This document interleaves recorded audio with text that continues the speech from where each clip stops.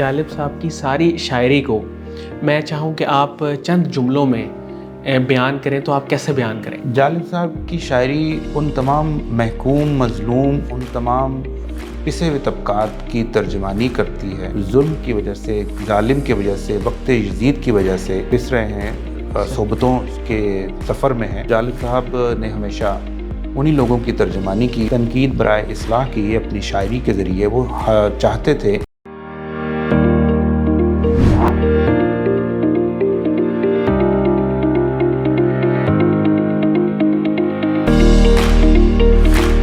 अस्सलाम वालेकुम नाजरीन, शेयरिंग ऑफ प्रोफेशनल विजडम के साथ मैं हूं आपका मेज़बान अली रहमान खालिद। नाजरीन, ये देश है अंधे लोगों का, ए चांद यहाँ ना निकला कर। ये शेर है पाकिस्तान के एक मारूफ और मशहूर शायर हबीब जालिब साहब का, जिन्हें द सिंबल ऑफ रेजिस्टेंस भी कहा जाता है। आज उन्हीं के पोते अमर जालिब साहब हमारे साथ मौजूद हैं। हम इनसे ये जानने की कोशिश करेंगे कि जो उनको द सिंबल ऑफ रेजिस्टेंस कहा जाता है, उनकी शायरी में ऐसी क्या ख़ासियत थी और जो शायरी वो करते थे उस तरह की शायरी आजकल के दौर में क्यों नहीं होती, यानी मीनिंगफुल शायरी की अगर हम बात करें। और इसके अलावा इन्होंने अपनी ज़िंदगी के जो 5-7 साल उनकी हयात में गुजारे, वो वक्त कैसा गुज़रा, उनकी यादें और उनकी बातें आज हम इनसे जानेंगे। अस्सलाम वालेकुम अमर जालिब साहब, कैसे हैं आप? वालेकुम अस्सलाम। बिल्कुल अल्हम्दुलिल्लाह, मैं बिल्कुल ठीक हूँ। अली, आपका बहुत शुक्रिया कि आज आपने मदऊ किया जालिब साहब की यादें ताज़ा करने के लिए और नौजवानों के साथ उनकी जो फ़िलासफ़ी, उनकी आइडियोलॉजी है, उसको शेयर करने के लिए। मैं कासिम अली शाह फाउंडेशन का भी बहुत शुक्रगुज़ार हूँ और आप सब के नादरीन को मैं सलाम पेश करता हूँ, उन तक मेरा सलाम पहुँचे। हाँ जी सर, मैं आगाज़ यहाँ से करूँगा कि आपने जो अपना बचपन का वक्त है उसमें 7-8 साल का अरसा जब वो हयात थे, तो आपने उस दौरान कोई ऐसा वाक़या जो आपके दिल के बहुत करीब हो, या कुछ यादें जो आपको माजी में अगर आप देखें तो कुछ चीज़ें जो आपको याद आती हैं उनके साथ मुंसलिक, वो क्या थी? हम बच्चों में हम लोग, क्योंकि मैं सबसे बड़ा पोता हूँ और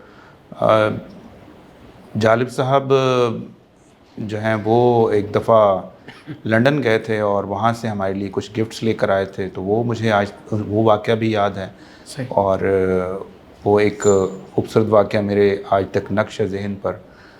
और दूसरा ये कि एक हमने मुशायरा अटेंड किया था बचपन में फैमिली के साथ फ्लैटीज़ होटल में, और वहाँ पर जो पजीराई और जिस तरह से वालिहाना इस्तकबाल हमने अपने बुज़ुर्ग का देखा, जालिब साहब का, और जो हमारे मोहल्ले में जो उनके पूरे हमारी सोसाइटी जो थी उसके अंदर जो उनका जो एहतराम था, मतलब कि हमारी सोसाइटी के अंदर हर घर के अंदर जो है वो जालिब साहब का बहुत एहतराम था। जालिब साहब सुबह वॉक करने जाते थे। एक सुबह के वक्त जो है वो लोग जालिब साहब से अक्सर मिलने सोसाइटी के लोग भी आया करते थे और बहुत सारी मुलाकातें दूसरे बड़े बड़े नामवर शख्सियात जो पाकिस्तान की हैं वो भी हमारे घर आती रही। फिर हमारे घर मीडिया वाले, मुझे याद है कि एक डॉक्यूमेंट्री बनी थी जो पीटीवी ने कंपाइल की थी आके, और हमारे घर के अंदर वो सारे कैमरा मैन और वो सेटिंग और वो सारा उनकी जो गुफ्तगू और जो फिर टेलीफोन के ऊपर जो उनसे लोगों का रब्ता होता हम सुनते थे। अक्सर कोई भी कभार हमें हमारे सामने अगर वो बात कर रहे होते थे।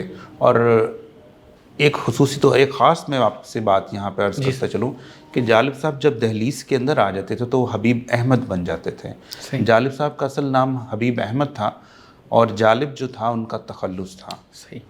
तो जब जालिब साहब अपने घर से बाहर जाते थे तो हबीब जालिब बन जाते थे। सही। तो ये वाक़यात इस तरह के हम मेरे जहन में बहुत सारे ऐसी चीज़ें हैं, याद हैं। अक्सर वो मुझे ये भी कह दिया करते थे कि जाओ फ़लाँ जो हमारे मोहल्ले में वकील साहब हैं सुप्रीम कोर्ट के, उनको देखो, अगर वो घर पर हैं तो उनसे कह दो कि मुझे भी साथ लेते जाएं। और अक्सर फिर उन्हें वहाँ मैंने टांगों पर भी सफ़र करते हुए देखा है, बसों में भी सफ़र करते देखा है। तो ये उनका एक सादगी थी ज़िंदगी के अंदर, वो इनकी शख्सियत के अंदर, जो वो सारी ज़िंदगी उस पर अमल करते रहे। सर, उनके जाने के बाद, उनकी वफ़ात के बाद आपको कब उनके मिशन का या उनके काम का, उनकी शायरी का कब इदराक होना शुरू हुआ? ये जब चीज़ें मैंने ये नोटिस करना शुरू की ना बचपन में, کہ علاقے میں معاشرے میں ایک یعنی کہ لوگوں کی طرف سے جو ایک پازیٹیو رسپانس اور جو رسپیکٹ مل رہی تھی مجھے بھی ملتی تھی. تو وہ اس نے مجھے یہ میرے ذہن میں یہ چیزیں نقش کرنا شروع کر دی, مجھے یہ اس بات کا احساس دلانا شروع کر دیا کہ میں ایک اعلیٰ مرتبے والے شخص کے گھرانے سے تعلق رکھتا ہوں اور جس کا معاشرے میں ایک احترام ہے. اور جب ان کی سٹرگل کے بارے میں وفات سے پہلے بھی چیزیں کچھ میرے سامنے کیونکہ والد صاحب میرے والد صاحب اپنے والد صاحب کے ساتھ محبت کرتے تھے, بیٹا تو تھے لیکن وہ ان کو اپنا استاد مانتے تھے اور ان کے ساتھ انہوں نے سٹرگل کی ہے ساری زندگی. اور جو پھر وہ اس حوالے سے وہ چیزیں ہمارے سامنے بھی چیزیں ہوتی تھیں اور ظاہری بات ہے میں اپنے والد صاحب سے زیادہ اٹیچ تھا اور دادا کے ساتھ زیادہ اٹیچ تھا بچپن سے ہی. تو وہ چیزیں جو ہیں میرے تک پہنچنا شروع ہوئیں. تو بچپن سے ہی مجھے یہ چیزوں کا ادراک ہونا شروع ہو گیا تھا کہ جالب صاحب کی جو چیزیں میرے تک آنا شروع ہوئیں. پھر اس کے بعد وفات کے بعد تو باقاعدگی کے ساتھ 1993 میں 13 مارچ کو جالب صاحب کی وفات ہوئی. وفات کا واقعہ بھی مجھے یاد ہے کہ ہم لوگ گھر پہ تھے اور دادی اکثر ہاسپٹل ہوا کرتی تھی. شام کا وقت تھا, دادی کہیں 7 بجے کے قریب گھر پہ 8 بجے کے قریب آئی ہیں اور انہوں نے کہا آتی انہوں نے کہنا شروع کر دیا کہ ڈاکٹرز نے کہہ دیا ہے کہ اب دعا کریں. تو جب ڈاکٹرز کہہ دیں کہ دعا کریں تو اس کا مطلب ہوتا ہے کہ بس مریض کا آخری وقت آ گیا ہے. تو پھر ہم لوگ تو ایک دم سے حیران پریشان ہو گئے, ہم فوراً ہاسپٹل بھاگے. میں چھوٹا تھا اور کیونکہ مجھے وہاں پہ شیخ زاید ہاسپٹل میں یہ پرمیشن میرے لیے خاص طور پہ انتظامیہ نے دی ہوئی تھی دادا پوتا کی اور دادی کی جو محبت کی وجہ سے. تو وہ تقریباً پھر رات کو 12:30 بجے کے قریب ان کا ڈاکٹرز نے ڈکلیئر کیا. تو وہ 12 بجے کے بعد 12 مارچ 12:30 بجے 13 مارچ بن گئی تھی اور وہ 13 مارچ کو ان کی ڈیتھ ڈکلیئر ہوئی. اور میرے والد صاحب اور ڈاکٹرز جو تھے وہ دادو وہ کمرے کے اندر تھیں, ہم لوگ سب باہر کوریڈور میں بیٹھے ہوئے تھے ساتھ ہی. تو یہ بھی واقعہ مجھے یاد. اور اس کے بعد پھر پھر وہ والد صاحب نے پھر مشن شروع کیا فاؤنڈیشن کا. سر حبیب جالب صاحب کو جو سمبل آف ریزسٹنس کہا جاتا ہے, تو آپ کیا سمجھتے ہیں کہ جیسے ان کی شاعری میں ایک ریزسٹنس تھا اور وہ اس میں ایک میسج بھی تھا, میننگ فل شاعری تھی, تو وہ آج کل کے دور میں کیوں نہیں ہے؟ یا آپ کو کہیں کسی میں ایسی شاعری کی کوئی کہہ لیں کہ کچھ نظر آیا کبھی؟ دیکھیے شاعری جو ہے نا اس طرح کی آسان الفاظ میں کرنا یہ انتہائی مشکل کام ہے, اور شاعری بھی جو ہے نا خودآدھا صلاحیت ہوتی ہے. اگر کوئی شخص اس دور میں وہ شاعری اس طرح کی کرتا بھی ہے, اور جالب صاحب کے دور میں بھی یہ اس طرح کی ریزسٹنس کی شاعری ہوتی رہی ہے, بہت سارے شعراء کرام نے ریزسٹنس کی شاعری کی, آج بھی کرتے ہیں بہت سارے. لیکن اصل بات یہ ہے کہ جو جالب صاحب جو استعارہ بنے ہیں اس ریزسٹنس کا, وہ اس کی خاص وجہ یہ ہے کہ اللہ تعالیٰ نے ان کو خاص صلاحیت کے ساتھ زمین پر اتارا تھا ایک خاص مشن کے تحت. تو اللہ جس سے عزت دے. اصل بات یہ ہے کہ شاعری کرنا کوئی وہ بات نہیں, اصل بات ہے کہ اس پہ قائم رہنا. تو میں سمجھتا ہوں کہ آج اگر کوئی شاعری کر بھی رہا ہے تو اس پہ قائم نہیں رہ پا رہا. سر ان کے بعد آپ کے والد صاحب نے ان کے مشن کو کیسے آگے بڑھایا اور وہ ان سب چیزوں کو کیسے آگے ساتھ ساتھ لے کے چلے؟ یہ ایک بہت مشکل سفر تھا ان کا, اور میں نے اس سفر میں ان کا ساتھ دیا, ان کے ساتھ ساتھ رہا. میرے والد صاحب اپنے والد صاحب کے سفر میں ان کے ساتھ رہے, اور پھر جالب صاحب کے مشن کو آگے نوجوان نسل تک پہنچانے کے لیے جو میرے والد صاحب نے یہ ویژن رکھا تھا کہ اس کے حوالے سے ہم نے جو سٹرگل دیکھی اپنے والد صاحب کے لیے, جالب صاحب کے لیے میرے والد صاحب کی نوجوان نسل تک جو ان کی آئیڈیالوجی لٹریری ورک کو پہنچانے کے لیے ایک بہت طویل ایک عرصہ ہے, 30-32 سال کا. 93 سے انہوں نے سٹارٹ کیا, ہم نے وہ سارا دور میں نے دیکھا, کیونکہ مجھے جالب صاحب کی طرف سے وصیت بھی تھی, اور جالب صاحب نے یہ میرے والد صاحب کو کہا تھا کہ میں تمہارے بچوں کو اپنی پہچان جالب دے کے جا رہا ہوں, تو میں چاہتا ہوں کہ تم ان کو پڑھاؤ تاکہ یہ پڑھ لکھ کر معاشرے میں میرا مقام میرے نام کو روشن کریں اور اپنا مقام بنائیں. سر حبیب جالب میموریل فاؤنڈیشن اس وقت کیا کیا کام کر رہی ہے؟ حبیب جالب میموریل فاؤنڈیشن شروع سے لے کر اب تک اس کا منشور یہ ہے کہ جالب صاحب کی آئیڈیالوجی اور لٹریری ورک کو نوجوان نسل تک اور نسلوں تک پہنچانا ہے تاکہ ان کی کردار سازی ہو سکے اور وہ بہتر معاشرہ تشکیل پا سکے جس کی آج تک ہم جستجو میں ہیں۔ صحیح سر، اگر جالب صاحب کی ساری شاعری کو میں چاہوں کہ آپ چند جملوں میں بیان کریں تو آپ کیسے بیان کریں گے؟ جالب صاحب کی شاعری ان تمام محکوم مظلوم طبقات، ان تمام پسے ہوئے طبقات کی ترجمانی کرتی ہے جو اس معاشرے میں اور اس پوری دنیا کے اندر ظلم کی وجہ سے، ظالم کی وجہ سے، وقت یزید کی وجہ سے پس رہے ہیں، صحبتوں کے سفر میں ہیں۔ تو جالب صاحب نے ہمیشہ انہی لوگوں کی ترجمانی کی، اور میں سمجھتا ہوں کہ جالب صاحب کی یہ شاعری جو ہے یہ محبت کی شاعری ہے۔ اگر کوئی شخص اس کو اپنے مخالف، اپنے خلاف سمجھتا ہے تو میں سمجھتا ہوں کہ اس کی یہ کم عقلی ہے۔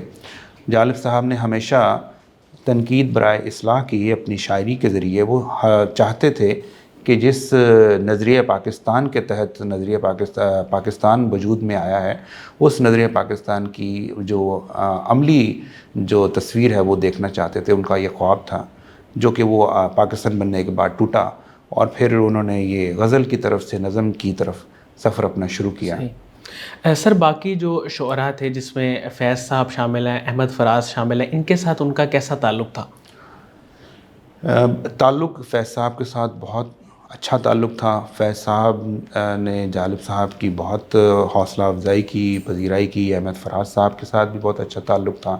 بہت سارے ایسے شعراء کرام ہیں جو ان کے ہم عصر بھی تھے، جنہوں نے جالب صاحب کو بہت زیادہ اذیتیں بھی پہنچائیں، اور اس کا اظہار جالب صاحب اپنے اشعار میں بھی کرتے رہے، اور بارہا اس کا برملا اظہار بھی کرتے رہے۔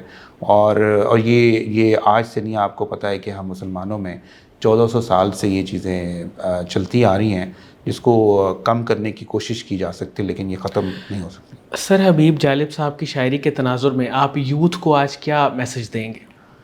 یوتھ کے لیے میسج یہ ہے کہ جالب صاحب نے ہمیں کم عمر میں، جالب صاحب کی شاعری سے مجھے یہ میسج ملا کہ جالب صاحب نے مجھے کم عمر میں وہ ان دشمنوں اور ان دوستوں کی پہچان کروا دی جس کی پہچان ایک عمر لگتی ہے کرنے میں۔ صحیح کہ مطلب کہ آپ ایک عمر ہو جاتی ہے تو تب جا کے آپ کو ہوتا ہے کہ میرا دشمن کون ہے، میرا دوست کون ہے۔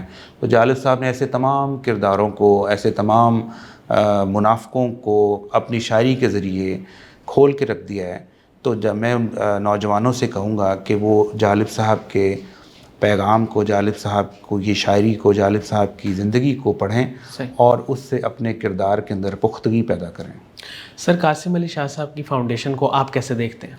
قاسم علی شاہ صاحب کی فاؤنڈیشن بہت مثبت کام انہوں نے آج تک کیا ہے، اور میں ان کے لیے دعاگو ہوں۔ نوجوانوں کے لیے، معاشرے کے لیے، مذہب دین کے لیے انہوں نے انتہائی خوبصورت طریقے سے جدوجہد کی ہے، اور ایسے جدوجہد کرنے والے لوگوں کو میرا سلام۔ میں قاسم علی شاہ فاؤنڈیشن کو بہت میری دعائیں ہیں، اور قاسم علی شاہ فاؤنڈیشن کو میں چاہتا ہوں کہ اللہ تعالیٰ ان کو اور ہمت دے، اور کہ اس طرح سے وہ معاشرے کی بہتری کے لیے وہ مزید اور بہتر کام کرتے رہیں۔ بہت بہت شکریہ احمد جالب صاحب، آپ نے ہمارے لیے وقت نکالا۔ ناظرین، مجھے امید ہے کہ ان کی گفتگو سے آپ نے بہت کچھ سیکھا ہوگا، اور خاص طور پہ جو انہوں نے حبیب جالب صاحب کے بارے میں جتنی گفتگو کی وہ نئی نسل کے لیے اس میں انفارمیشن بھی ہے اور بہت کچھ سیکھنے کو ہے۔ اس کے ساتھ ہی اجازت دیجیے، انشاءاللہ دوبارہ حاضر ہوں گے ایک نئے انٹرویو کے ساتھ۔ تب تک کے لیے اللہ حافظ۔